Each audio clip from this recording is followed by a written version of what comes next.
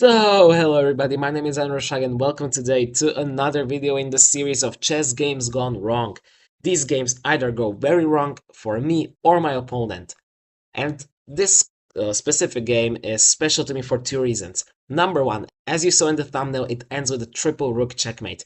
But the second thing is that it is played in the Alien Gambit, showing full destructive power of this opening. So, enjoy. So, typical Alien Gambit stuff, typical stuff. These are the very well-known ideas. If this knight ever were to move, this is a very well-known idea. A, forking, and B, that would be checkmate in this case. Another very well-known idea is actually that this is checkmate. Believe it or not, you're boxed in there. So, that. So my opponent decides to, okay, block that. But I now go c3. c3 is a diabolical little move. You might think, okay, it just strengthens the center, but how does it help my attack? I sacrificed a piece for a pawn. It opens up the queen. And my opponent overlooked. And now I have threats to take on e6 and to crash through on b7. Alright, he said, b7 covered, but e6 is not. Now, if you decided to take for whatever reason, if you go this way, there is just a checkmate. And if you decide to go this way, there is also just a check. Wait, no, sorry. I'm sometimes a little bit in front of myself. That is a checkmate. Beautiful piece coordination. So the destructive power of the Alien Gambit is ridiculous. So you will definitely not take. But what are you doing? Are you taking here? Now I have beautiful control over the diagonal. I have the potential to check you, and if you decide to take, I now have an e-pawn that has no neighbors and it is passed. And after I castle, it will be protected.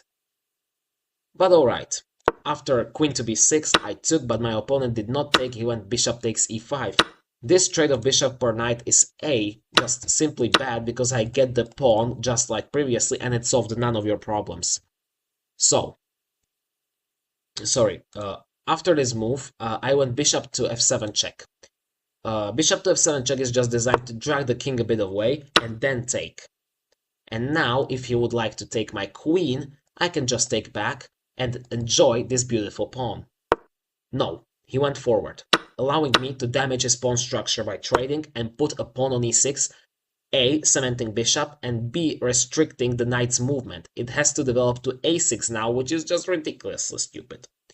Alright, he brought his king up to bring his rook. There are so many moves with his king that I can't even count them anymore. And now, castles. I go over to rook e1.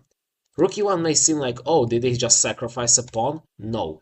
Because actually, if this were to happen, he can just take. But I would not do it in this order. If he had taken, I would take first. And now after you would have taken, I would take here. And suddenly, I would be up a pawn. So, this definitely did not happen. But instead, my opponent decided to go g5. g5 is just a move that does nothing. He wants to bring an attack on me, but this rook is never coming over. And this rook, if it wanted to support the pawn, that's 3 moves you gotta make to just get the rooks behind the pawns. That is way too much. And I can now make one threat after another. f3 threatens the knight. Bishop to e3 threatens the pawn. The pawn moves. Now I bring the other rook. That threatens to take the knight and push the pawn.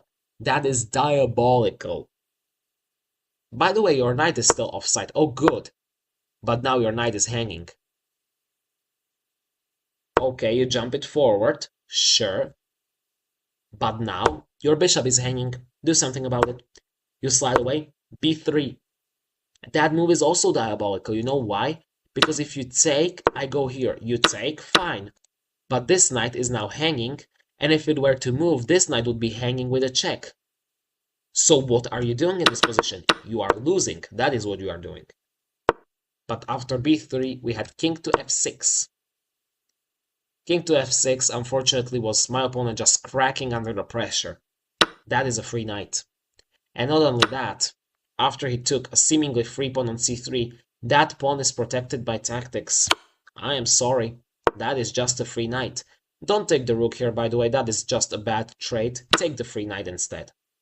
Because if he decides to now attack your rook, remember, you are still attacking his. And this rook can slide away with a check. The only move of the king is even worse because it's king to f8, and now I can take a full rook. My opponent here just probably did not know what to do anymore. He is basically almost checkmated. Literally, if I was able to just randomly summon a check here, I would have won. But I found a way to summon that check by sacrificing the bishop. This is a brilliant mate in 4 because I sacrifice my bishop. It's the only move, has to be accepted. And now, you could make a queen and checkmate immediately.